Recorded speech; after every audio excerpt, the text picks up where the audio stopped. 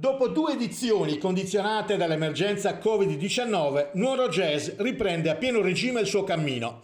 Dal 23 al 31 agosto ritornano i seminari organizzati dall'Ente Musicale di Nuoro.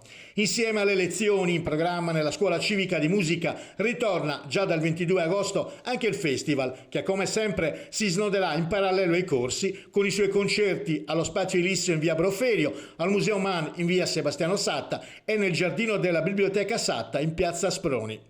Oltre alle lezioni strumentali di teoria, storia e musica d'insieme, il programma didattico comprende, come di consueto, una masterclass internazionale che quest'anno vedrà in cattedra la cantante Roberta Gambarini dal 25 al 27 agosto ed il corso tenuto da Marty Jane Robertson. L'iscrizione ai corsi costa ancora 300 euro, ma la retta è ridotta a 240 euro per chi si iscrive entro il 31 maggio. Si pagano invece 200 euro per frequentare la sola masterclass di Roberta Gambarini.